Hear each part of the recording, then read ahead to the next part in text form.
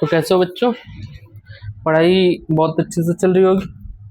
नहीं चल रही है तो चालू करो। अब कब करोगे? बहुत टाइम नहीं है अब। ठीक है, तो जल्दी जल्दी से खत्म करना है एनसीईआरटी। फिर एक्स्ट्रा जो बुक ऐड की होगी अपने वो, जैसे एक्स्ट्रा बुक तुम ऐड कर रहे हो कि इसके साथ एक और बुक ले ले रहे हैं। महेश वर्णमाल का ले लेते हैं बहुत लोग, तो कोई स्पेक्ट्रम भी तुम्हारा एक्स्ट्रा में होगा हिस्ट्री का। ऐसे करके एक सब्स्टिट्यूट बोल सकते हो। ये सब भी ऐड कर रहे होगे तो क्या कर रहे हो, जल्दी जल्दी इसको खत्म करोगे। सी सेट करना है, तुम्हारा ऑप्शनल सब्जेक्ट हो उसको भी कंप्लीट करना है। एंड एनसीईआरटी तो पहले खत्म करोगे ना, उसके बाद रिवीजन है, नोट्स रेडी करना, शॉर्ट नोट्स रेडी करना, रिवीजन करना, बार बार रिवीजन करना कि बात पे आ जाए, जुबान पे आ जाए। पीवाईक्यू करना, ए टू जेड तो है अभी पूरा का पूरा ऐसे ही पड़ा हुआ है। कब ये स्टार्ट करोगे? स्टार्ट करो, ठीक है। अभी तक 7th क्लास तक हमारी ज्योग्राफी कंप्लीट हो चुकी है। एंड अभी हम 8th क्लास की ज्योग्राफी पे हैं। 7th क्लास की ज्योग्राफी तक पूरा A to Z total playlist बना हुआ है, चैनल पे पड़ा हुआ है। फ्री हो जाओ, देखो, एकदम अच्छे से समझाया गया है। सही से समझ में आएगा, सही से कंप्लीट कर लोगे तुम हर एक चीज, ठीक है। एंड आज हम क्लास 8 की ज्योग्राफी पढ़ेंगे। क्लास 8 की ज्योग्राफी का चैप्टर 1 है। आप आ जाओ। चैप्टर 1 संसाधन, ठीक है, ज्यादा बड़ा चैप्टर नहीं है, ठीक है। फिर उसके बाद ये संसाधन कृषि का एक चैप्टर यहाँ आ जाएगा, एक यहाँ पे इंडस्ट्री आ जाएगा, उद्योग, फिर मानव संसाधन। बेसिकली क्लास 8 का जो जियोग्राफी है संसाधन पर ही बेस्ड है, संसाधन पे ही बेस्ड है। थोड़ा सा इसको समझेंगे। देखो ये जो है ना, ये तुम्हें पॉलिटी में काम आएगा। पॉलिटी हालांकि अभी स्टार्ट नहीं हुआ है, पॉलिटी पढ़ना जरूरी है, मस्ट है। पॉलिटी से भी क्वेश्चन आता है। हम इसके बाद पॉलिटी ही स्टार्ट करेंगे। जियोग्राफी बस जस्ट खत्म होने वाला।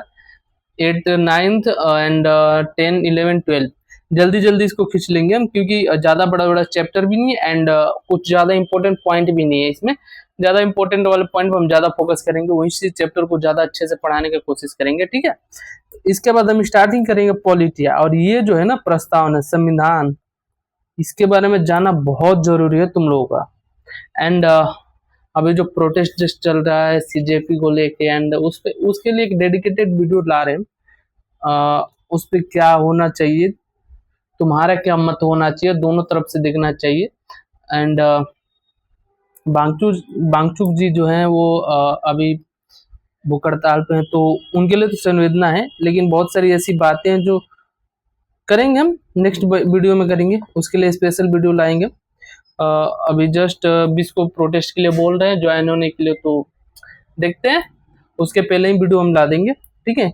दोनों पक्षों को समझ के जाओ, एक सरकार का पक्ष क्या है एंड उनका पक्ष क्या है। दोनों पक्षों, एक बार तुम यूपीएससी के स्टूडेंट हो भाई, ठीक है, किसी चीज की तैयारी कर रहे हो, तो दोनों बातों को एक दूसरे से कनेक्ट करके समझोगे ना, तब समझ में आएगा। ऐसे ही किसी के पीछे नहीं चले जाते हम, ठीक है। अपना मत भी रखो, तो तुम क्यों जाना चाहते हो, ठीक है। चलो वो इन सब की राजनीतिक बातों से दूर हटो एंड हम पढ़ना शुरू करते। उद्देशिका दिया हुआ है, ये प्रस्तावना है।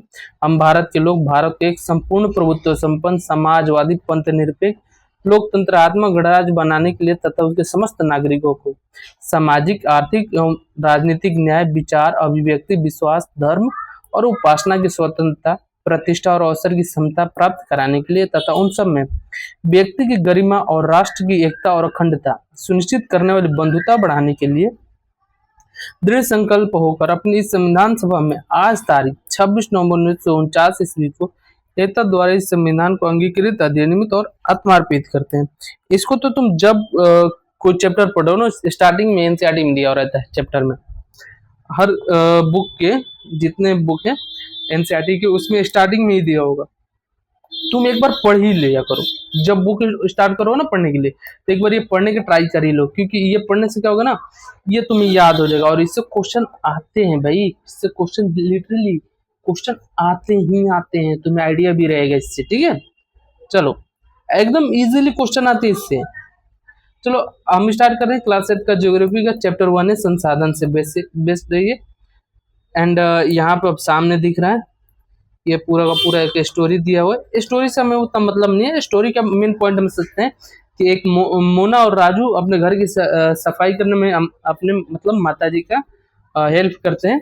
एंड वो कुछ क्वेश्चंस करते हैं कि संसाधन क्या है, संसाधन के बारे में थोड़ा सा बताएं। तो उसकी माँ बताती है कि प्रत्येक वस्तु जिसका उपयोग आवश्यकताओं को पूरा करने के लिए किया जा सकता है संसाधन है। संसाधन बेसिकली यही तो होता है, जिस वस्तु का उपयोग हम अपनी जो आवश्यकताएं होती है, जरूरतें होती है, उनको पूरा करने के लिए जिन वस्तुओं का हम यूज करते हैं। एग्जाम्पल के तौर पे तुम ले लो, तुम्हारी जरूरत क्या है? कपड़ा, रोटी, मकान। तीन जरूरतें इंसान की जिंदगी में होती है, रोटी, कपड़ा, मकान। ठीक है, तो इसको पाने के लिए जो मतलब संसाधन को उपयोग, जैसे रोटी के लिए क्या चाहिए? पैसे चाहिए। जिससे आटा खरीद सके, आटा क्या हो गया? संसाधन हो गया।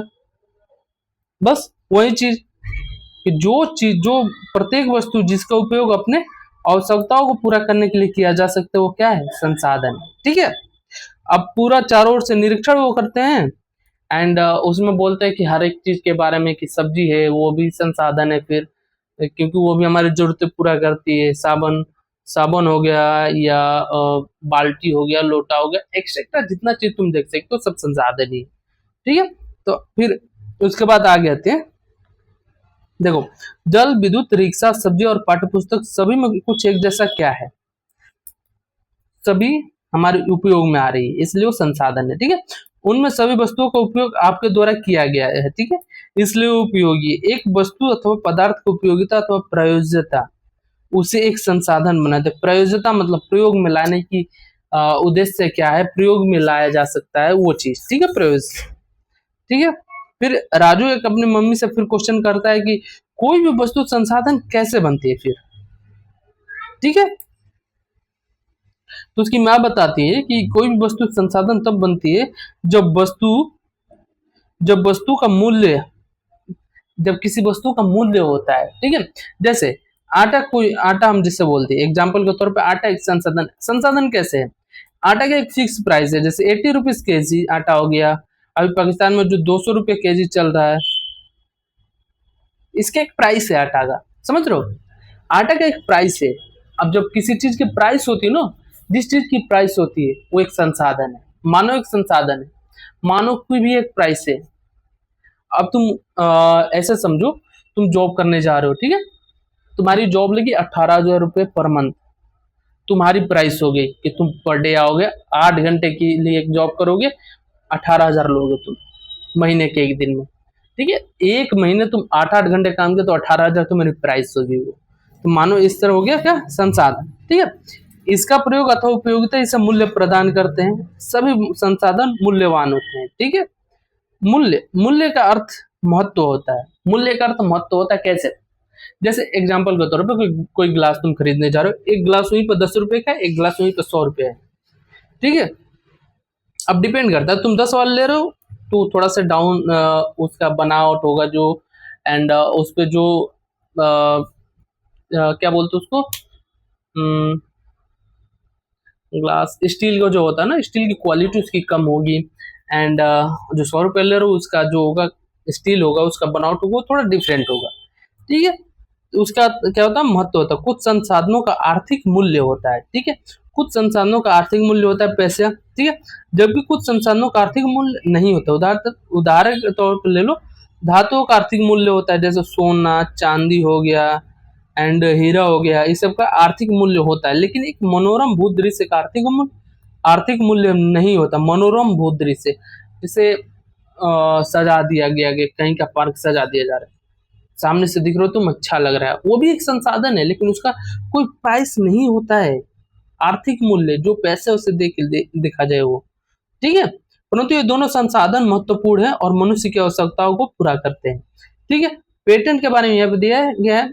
पेटेंट क्या होता है पहले ये समझो। पेटेंट, पेटेंट का तात्पर्य किसी विचार अथवा आविष्कार पर एकमात्र अधिकार से। पेटेंट, पेटेंट का मतलब होता है एकमात्र अधिकार उसका हो। ठीक है, किसी विचार या आविष्कार का। जैसे मेरा भी चैनल है, लर्न यूपीएससी विद आशीष, मेरा चैनल हो गया।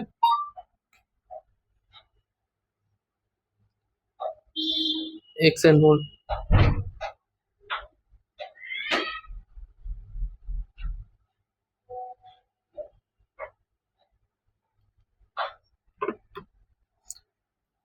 जैसे मेरे यूट्यूब चैनल हो गया लर्न यूपीएससी विद आशीष, ठीक है। अगर हम इसको पेटेंट करा लेते हैं तो इस पे एकमात्र मेरा ही अधिकार है, अब कोई भी इस नाम से नहीं बना पाएगा, ठीक है। चैनल या इस नाम का कोई यूज नहीं कर पाएगा, ठीक है। तो ये पेटेंट ये चीज होती है। कुछ संसाधन समय के साथ आर्थिक रूप से मूल्यवान हो सकते हैं।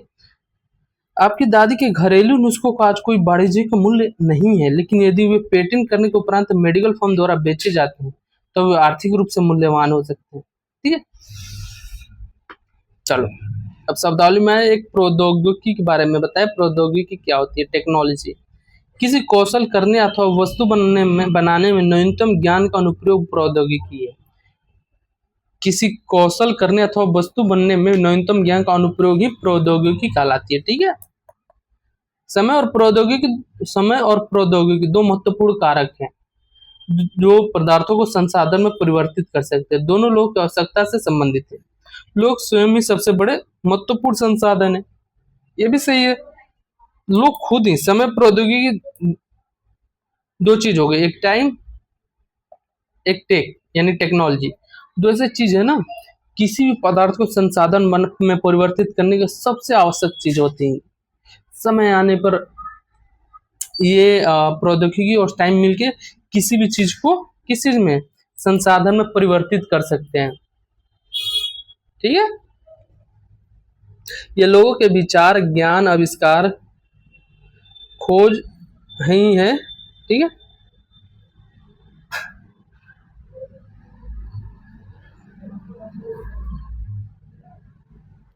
एक सेकंड। हाँ, ये लोगों के विचार, ज्ञान, आविष्कार एवं खोज ही है जो अधिक संसाधनों की रचना करते हैं, ठीक है। यह अब रोबोट आज के मतलब रोबोट बहुत ज्यादा बनाए जाए, तो रोबोट बनाए जा रहे हैं तो रोबोट किसी के विचार में तो आया होगा, उसके किसी के ज्ञान पे निर्भर होगा, किसी ने इसका आविष्कार किया होगा, किसी ने इसके खोज पे ध्यान दिया होगा कि कैसे क्या होगा, ठीक है। बहुत से अन्य खोज आविष्कार होते हैं। आग की खोज से खाना पकाने की पद्धति ने प्रक्रिया में प्रचलन हुआ, ठीक है। जबकि पहियों का आविष्कार हो गया एक, ठीक है। जल विद्युत बनाने के लिए प्रौद्योगिकी ने तेजी से बढ़ते जल से ऊर्जा उत्पन्न करने के लिए उसे भी एक महत्वपूर्ण संसाधन बनाती है। वो तो टाइम एंड टेक्नोलॉजी जैसे जैसे समय से मिलते जाएगा वैसे वैसे संसाधन चेंज होते रहेंगे और संसाधन बनते जाएंगे, हर एक चीज संसाधन बनते जाएगा, ठीक है। संसाधनों का प्रकार कौन कौन से? देखो, संसाधन एक प्राकृतिक रूप से होता है, एक मानव निर्मित होता है और एक मानव में वर्गीकृत किया जा सकता है। देखो, प्राकृतिक संसाधन क्या होते हैं? जो संसाधन प्रकृति से प्राप्त होते हैं और अधिक संशोधन के बिना हम उपयोग में लाते हैं उसे क्या बोलते हैं? प्राकृतिक संसाधन। नाम से समझ में आ रहा है कि प्राकृतिक संसाधन क्या है। वैसे संसाधन जो प्रकृति द्वारा हमें मिलते हैं वो प्राकृतिक संसाधन कहलाते हैं। जैसे वायु हो गया, जल हो गया, मृदा हो गया, खनिज हो गया, ठीक है। यह सब क्या है? प्राकृतिक संसाधन है, क्योंकि प्रकृति द्वारा डायरेक्टली हमें मिलता है और इसमें हम कोई चेंजिंग नहीं कर रहे हैं। इसे बिना किसी चेंजिंग के भी हम यूज कर सकते हैं, ठीक है। ये क्या हो गया फिर? ये हो गया प्राकृतिक संसाधन। इन संसाधनों में से बहुत से प्रकृति में निःशुल्क या उपहार हैं। जैसे वायु हो गया निःशुल्क है, जल, मृदा, खनिज निःशुल्क है। हालांकि और जल और मृदा का प्राइस तो बन रहा है, खनिज का भी हो रहा है, आने वाले समय में वायु का भी प्राइस हो जाएगा। तो इस पर थोड़ा सा लगाम लगाने की आवश्यकता है कि हम थोड़ा सा जो वेस्टेज अपना क्रिएट कर रहे हैं ना हर एक चीज में, उस पर थोड़ा सा लगाम लगाए, ठीक है। सीधे उपयोग में लाया जा सकता है, ठीक है। कुछ परिस्थितियों में प्राकृतिक संसाधन का सबसे अच्छी तरह उपयोग करने के लिए औजारों और प्रौद्योगिकी की आवश्यकता होती है, ठीक है। जैसे खनिज निकालने के लिए ड्रिलिंग मशीन, टेक्नोलॉजी का यूज किया जाता है कि खनिज अंदर से निकले, पठारों से, पहाड़ों से, पर्वतों से, ठीक है। प्राकृतिक संसाधनों को विस्तृत रूप से नवीकरणीय और अनवीकरणीय संसाधनों में विभाजित किया जा सकता है। प्राकृतिक संसाधन को दो प्रकार के लिए विभाजित किया जाता है, एक नवीकरणीय और एक अनवीकरणीय, ठीक है। नवीकरणीय संसाधन क्या होते हैं?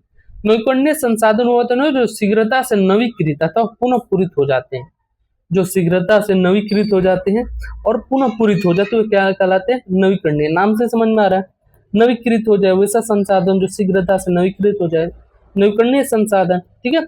इनमें से कुछ असीमित है और उन पर मानवीय क्रियाओं का प्रभाव नहीं था, जैसे सौर ऊर्जा और पवन ऊर्जा हो गया, ठीक है। नवीकरणीय संसाधन कुछ जैसे सौर ऊर्जा, इस पर मानवीय क्रिया का कुछ प्रभाव नहीं पड़ता कि आप कितना भी यूज कर लो, सौर ऊर्जा कम थोड़े हो जाएगा। सूरज का प्रकाश दिन पर दिन तेज होते जा रहा है, वो उस पर कुछ डिफरेंट थोड़े होगा।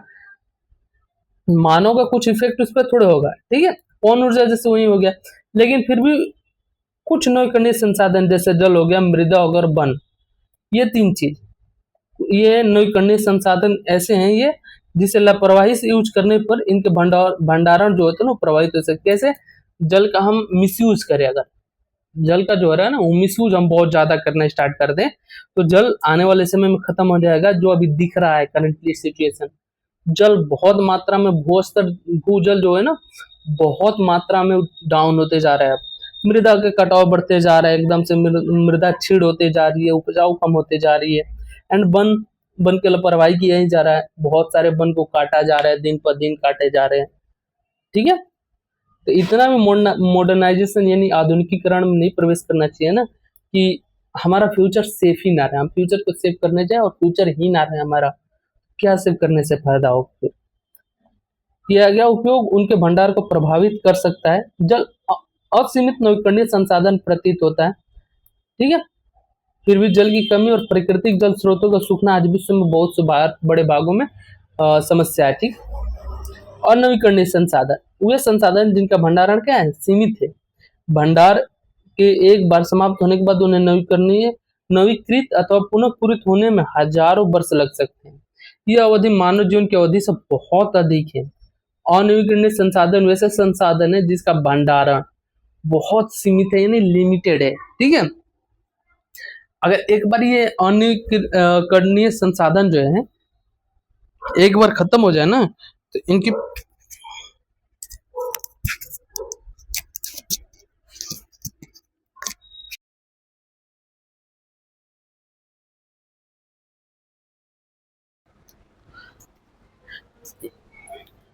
एक बार ये खत्म अगर हो जाए ना तो इसके बाद क्या होगा, नवीकृत या फिर से बनने में इसे हजारों वर्ष लग जाएंगे। और आजकल कौन सा इंसान हजारों वर्ष जीता है? मैक्सिमम कितना जियोगे तुम? 65, 70, 80 तक जाते जाते मैक्सिमम एज होगी तुम्हारी, खलास, खत्म, टाटा बाय बाय, ठीक है। तो 1000 वर्षों के बाद वो बनेगी। मान लो कल कोयला खत्म हो जाए, कोयला कल खत्म हो जाए, फिर वो 1000 वर्ष बाद बने। अब तुम्हें जो 80 वर्ष एज अपना खत्म करना है यहाँ पे, तुम्हें कोयला की जरूरत मिलेगी, कोयला मिलेगा ही नहीं, तो तुम कैसे रहोगे फिर? समझने वाली बातें। तो हर एक संसाधन का यूज जो होता है ना सीमित मात्रा में, लिमिटेड क्वांटिटी में करो जितना में हो जाए तुम्हारा। जैसे पानी का यूज कर रहे हो तुम, पानी से अगर तुम्हें लगता है कि पानी से हम एक पानी इससे नहाने के साथ साथ और कुछ यूज कर सकते हैं इस पानी का, तो बेसिकली करो तुम भाई, इसमें मत सोचो कि कौन क्या बोलेगा, तुम बेसिकली उसका यूज करो, ठीक है। ऐसे संसाधनों का अगर हम ऐसे करके मात्रा में यूज करें ना तो लिमिटेड क्वांटिटी में खत्म होगा। और लिमिटेड क्वांटिटी में खत्म होने से मतलब पता है क्या है? पता है लिमिटेड क्वांटिटी में जब खत्म करोगे ना तो उसका संरक्षण तुम कर रहे हो एक बार धीरे धीरे। अब जैसे जैसे तुम उसका संरक्षण कर रहे हो तो वो जो 10 साल में खत्म तो 20 साल में खत्म होगा। अब धीरे धीरे हर एक चीज पे लिमिटेड लगाओगे ना तो हो सकता है कि आने वाले टाइम में 20 से 30 हो जाए, 40 हो जाए, 50 हो जाए, ऐसे टाइम पीरियड बढ़ता जाएगा फिर, ठीक है। शब्दावली हमें एक मिल गया है यहाँ पे, संसाधन का भंडार, ये उपयोग के लिए संसाधन की उपलब्ध मात्रा है, ठीक है। संसाधन का भंडार से समझ में आ रहा है कि भंडार संसाधन का भंडार कितना है, उसमें उपलब्ध मात्रा हमारे पास कितनी है, ठीक है। चलो, इस प्रकार के संसाधन अनवीकरणीय जैसे कोयला हो गया, पेट्रोलियम हो गया, प्राकृतिक गैस हो गया। एग्जाम्पल के तौर पर अनवीकरणीय संसाधन का, अनवीकरणीय संसाधन का जल, मृदा, वायु, ठीक है। प्राकृतिक संसाधनों का वितरण भूभाग, जलवायु, ऊंचाई जैसे अनेक भौतिक कारकों पर निर्भर करता है। पृथ्वी पर इन कारकों में विभिन्नता के कारण संसाधनों का वितरण असमान है, ठीक है। प्राकृतिक संसाधनों का वितरण जो है नहीं है भूभाग, जलवायु और उनकी ऊंचाई जैसे भौतिक कारकों को बहुत अधिक मात्रा में निर्भर करता है। जैसे टेम्परेचर के जस्ट हम इसके पहले समझे थे, इसके पहले वाले क्लास में, कि टेम्परेचर जैसे जैसे आप हाइट जैसे जैसे ऊपर बढ़ाओगे टेम्परेचर धीरे धीरे क्या होगा वहां पे कम होते जाएगा। अब जैसे जैसे नीचे जाओगे वैसे वैसे टेम्परेचर क्या होगा, बढ़ेगा, ठीक है। तो वैसे ये सब चीजें इस पे डिपेंड करती है, प्राकृतिक संसाधनों का वितरण इन सब चीजों पे डिपेंड करता है, ठीक है। मानव निर्मित संसाधन, वैसे संसाधन जो मानव द्वारा निर्माण किए गए, मानव द्वारा निर्मित हो, वो मानव निर्मित संसाधन कहलाते हैं। जैसे हम उदाहरण के तौर पर पुल हो गया, सड़क हो गया, मशीन होगा, वाहन हो गया, ठीक है। जैसे प्राकृतिक संसाधनों को संसाधन बन जाते हैं जब उनका मूल रूप बदल देते हैं हम। जैसे लौह इसका हमें मिला, उसको हम चेंज किए, चेंज करके लोहा बना दिए, एंड इसका यूज करके हम पुल बना रहे हैं, सड़क बना रहे हैं, मशीन कोई बना रहे हैं, वाहन बना रहे हैं, तो मानव निर्मित संसाधन की श्रेणी में आ जाएंगे, ठीक है। मानव संसाधन, लोग और अधिक संसाधन बनाने के लिए प्रकृति का सबसे अच्छा उपयोग तभी कर सकते हैं जब उनके पास ऐसा करने का ज्ञान, कौशल तथा प्रौद्योगिकी क्या हो, उपलब्ध हो। इसलिए मनुष्य भी एक विशिष्ट प्रकार का संसाधन है। अतः लोग मानव संसाधन है। शिक्षा और स्वास्थ्य हो गया, लोगों का बहुमूल्य संसाधन बनाने में मदद करते हैं। अधिक संसाधनों के निर्माण में समर्थ होने के लिए लोगों के कौशल में सुधार करना मानव संसाधन विकास कहलाता है, ठीक है। मानव संसाधन से अब थोड़ा सा तात्पर्य क्या है, लोगों की संख्या और योग्यता, मानसिक तथा शारीरिक से। यद्यपि मानव को संसाधन मानने के संदर्भ में लोगों में मतभेद है, इतना होते हुए भी इस तथ्य से इनकार नहीं किया जा सकता है कि मूलतः मनुष्य की कुशलता ही भौतिक पदार्थों को मूल्यवान संसाधन बनाने में सहायता करती है, ठीक है। संसाधन संरक्षण के बारे में थोड़ा सा जान ले। अब संरक्षण कैसे करना है इसका, पहले इस शब्दावली दी है, शब्दावली से थोड़ा सा हम समझ में लेते हैं। सतत पोषणीय विकास क्या है, संसाधनों का सावधानी पूर्वक उपयोग किया जाए ताकि न केवल वर्तमान पीढ़ी की अपितु भावी पीढ़ी यानी फ्यूचर वाली जो पीढ़ी आ रही है हमारे पास, उनकी आवश्यकताएं भी पूरी होती रहे, ठीक है। मोना नाम की एक लड़की के बारे में इसमें स्टोरी बेसिस पे समझाया गया कि मोना नाम की लड़की सोई है और सपना देख रही है पूरा पूरा सारा के सारा पेड़ कट गया, सारा जल सूख गया, सब लोग निराश होकर इधर उधर घूम रहे हैं। तो अपने माँ से क्वेश्चन करती है कि क्या ऐसा हो सकता है कि नहीं हो सकता है। तो इसके बारे में फिर अब इसके आगे उसी से रिलेटेड इसके बाद वाला जो है ना संसाधन संरक्षण वाला, ये पूरा पॉइंट इसमें दिया हुआ है। जैसे संसाधनों का सतर्कता पूर्वक उपयोग करना और इन्हें नवीकरण के लिए समय देना संसाधन संरक्षण कहलाता है। यानी संसाधनों को संरक्षित करना ही संसाधन संरक्षण है। उनका सतर्कता पूर्वक यानी आराम से यूज करना, कि बहुत कम मात्रा में यूज करना या जितना यूज है उसका उसी उतना ही यूज करना, और नवीकरण में उसको समय देना, ये संसाधन संरक्षण कहलाता है, ठीक है। संसाधनों को उपयोग करने की आवश्यकता और भविष्य के लिए उनके संरक्षण में संतुलन बनाए रखना सतत पोषणीय विकास कहलाता है, ठीक है। संसाधनों का उपयोग की आवश्यकता और भविष्य में उसको संरक्षण के लिए संतुलन बनाए रखने सतत पोषणीय विकास कहलाता है, ठीक है। संसाधनों के संरक्षण के अनेक तरीके हैं। प्रत्येक व्यक्ति उपभोग को कम करके वस्तु को पुनः चक्रण और पुनः उपयोग द्वारा योगदान दे सकता है। पुनः चक्रण मतलब यहाँ से हम यूज किए, इधर गया, फिर यहाँ से यहाँ, फिर यहाँ से यहाँ, फिर एक यहाँ से यहाँ आ गया, फिर से वही चीज, फिर से वही रिपीट हो रहा है। एक चक्र के माध्यम से यूज कर रहे हैं कोई भी चीज को, समझ गए। अंततः यह एक विभिन्नता बनाता है क्योंकि सभी जीवन एक दूसरे से जुड़े हुए हैं, ठीक है। फिर बच्चे उस रात को क्या करते हैं, बच्चे और समाचार पत्रों, वस्त्रों, बांस की डंडियों, लिफाफे, खरीदारी के थैले बनाए। जो पुराने समाचार पत्र ऐसे पड़े हुए थे, फेंके हुए, तो उसी का यूज करके थैली वैली बनाने लगे, यानी उसका फिर से यूज करने लगे, रीयूजेबल करने लगे, उसका रिसाइकिल करने लगे, ठीक है। फिर उसके ध्यान में आता है कुछ चीजें, देखो सतत पोषणीय विकास के कुछ सिद्धांत यहाँ पे दिए हुए हैं। जैसे जीवन के सभी रूपों का आदर और देखभाल, मानव जीवन की गुणवत्ता को बढ़ाना, पृथ्वी की जीवन शक्ति और विविधता का संरक्षण करना, प्राकृतिक संसाधनों को हास्य को कम से कम करना, पर्यावरण के प्रति व्यक्तिगत व्यवहार और अभ्यास में परिवर्तन, और समुदाय को अनेक अपने पर्यावरण की देखभाल करने योग्य बनाना, यह सतत पोषणीय विकास का कुछ महत्वपूर्ण सिद्धांत है। थोड़ा सा हमें जानकारी होनी चाहिए इसके बारे में, ठीक है।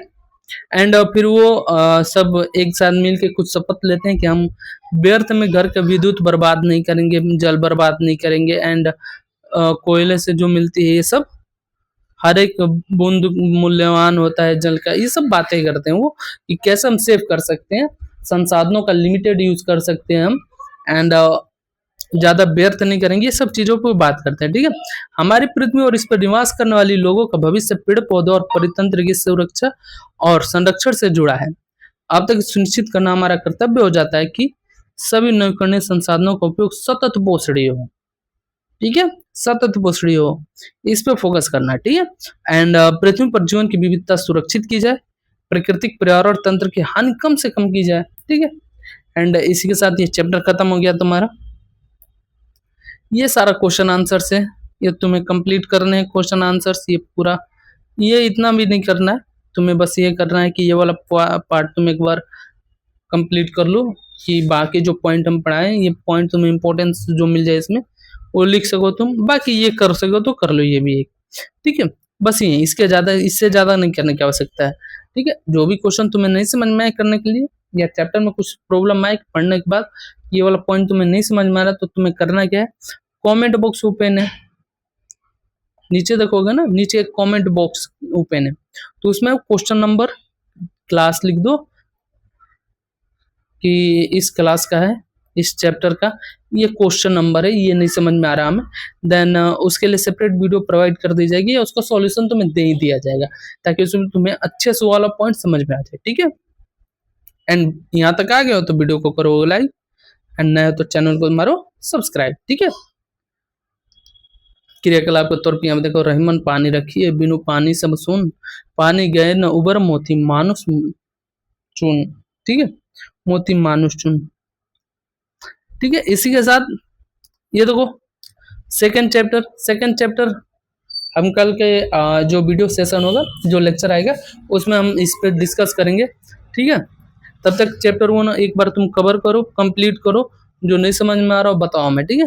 फिर मिलते हैं आप कल के क्लास में, ठीक है।